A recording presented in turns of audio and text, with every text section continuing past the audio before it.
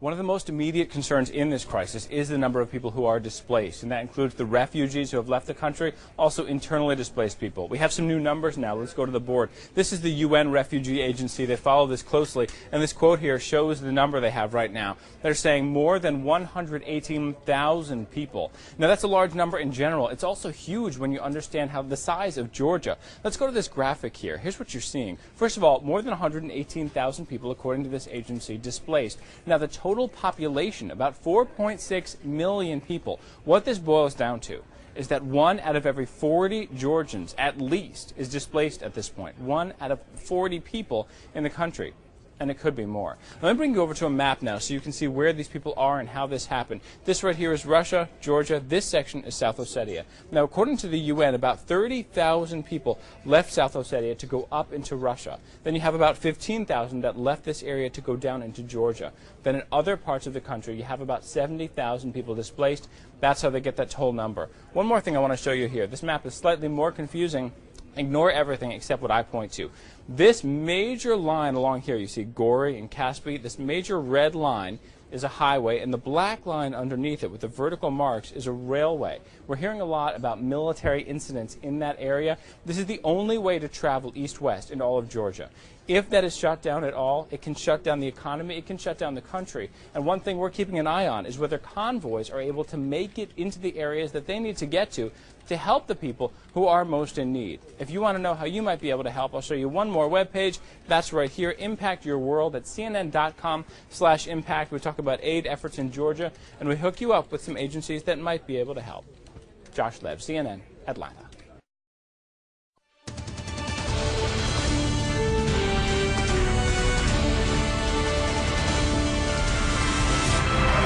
You know, you're seeing Russia reassert itself in Georgia and maybe now Poland. What's happening? I'm very saddened here to be with you and talk about a Russian reemergence in the centuries-old ambition of the Russian Empire to dominate that part of the world. Killings, murder, villages are being burned.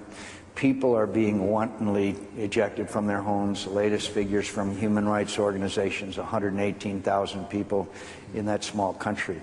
It was one of the earliest Christian nations. The king of then Georgia in the 3rd century converted to Christianity. You go to Georgia and you see these old churches that go back to the 4th and 5th century. My friends, the president, Saakashvili, is a man who was educated in the United States of America on a scholarship.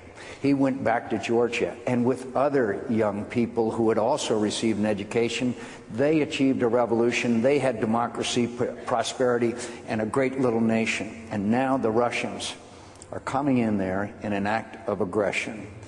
And we have to not only bring about ceasefire, but we have to have honored one of the most fundamental rights of any nation, and that is territorial integrity. The Russians must respect the entire territorial integrity of Georgia. And there's only 4 million people in Georgia, my friends. I've been there. It's a beautiful little country. They're wonderful people. They're suffering terribly now.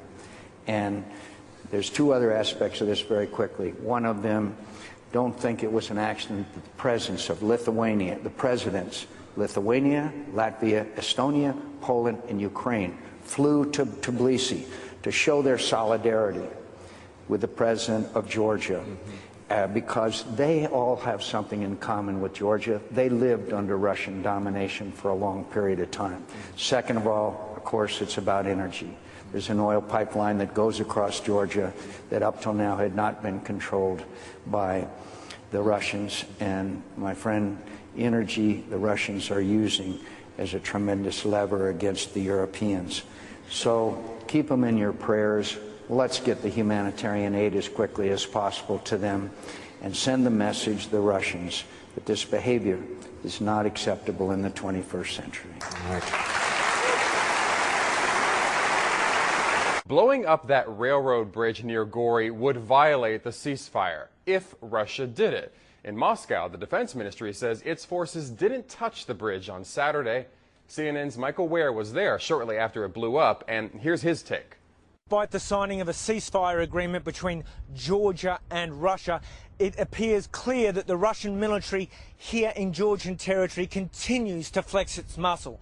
Not only have we been witnessing the ongoing presence of Russian armoured elements just outside the Georgian city of Gori, but where I'm standing now is on a destroyed railway bridge that the Russian military brought down.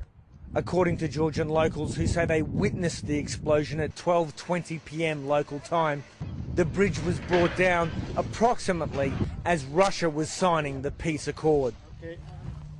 So this is an electric firing cable that leads from the blast site somewhere over in this direction, and if we follow it, we'll find where the Russians were positioned when they detonated the explosion. And when we follow the cord, we find that it ends here, behind this culvert, not far from the bridge. So this is clearly where the Russian soldiers were with the detonating device as they set off the explosion. And indeed, what do we find but a Russian cigarette butt? As workers above me are feverishly trying to clear the tangled wreckage of the train line, the Georgian government says the destruction of this rail line that carries oil to the key port city of Polti on the Black Sea coast have broken that agreement. By doing this, Russians make not only Georgia suffer, but Armenia, Azerbaijan, even the companies like BP and others that are transporting oil using this particular railway. And even though there are few, if any, real military responses that can be made either by the West or by Georgia itself, the Georgian Vice Prime Minister said that his country was ready and willing to fight again against the Russians if it proves necessary. Michael Ware, CNN, on the outskirts of Gori. President Medvedev may have signed the ceasefire, but there's no sign of Russian forces leaving Georgian territory. These tanks near the town of Kaspi, some 20 miles west of the capital, Tbilisi. The Russians say they must first put in place what they call additional security measures, whatever that may mean. The Russian foreign minister saying withdrawal of Russia's troops will depend on those measures being in place, whenever that may be. As these security measures are implemented, the withdrawal of the armed forces of the Russian Federation, which were sent to the South Ossetian conflict to force out the Georgian side which started the aggression, will begin. This afternoon, President Bush hailed the signing as a hopeful step, but he said there was a major issue over Russia's contention that the breakaway regions of South Ossetia and Abkhazia might not be part of Georgia's future. Georgia is a member of the United Nations, and South Ossetia and Abkhazia lie within its internationally recognized borders.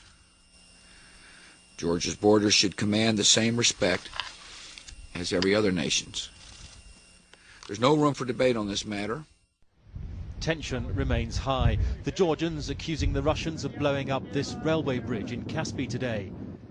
It's a key east-west route. Without the railway, Georgian movement of military hardware and supplies is limited. Local people say they saw uniformed men turn up in a jeep, uncoil some wire and detonate explosives.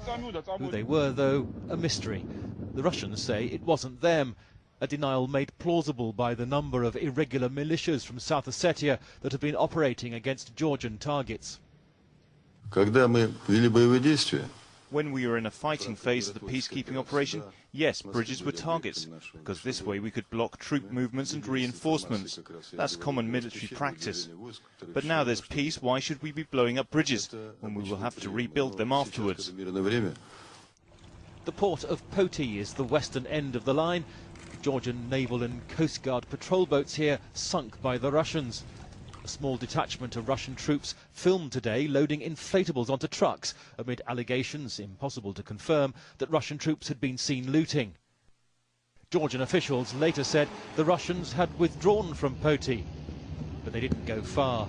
Outside the town, camouflaged artillery looked well dug in. The facts on the ground, the Russians are in no hurry to move back.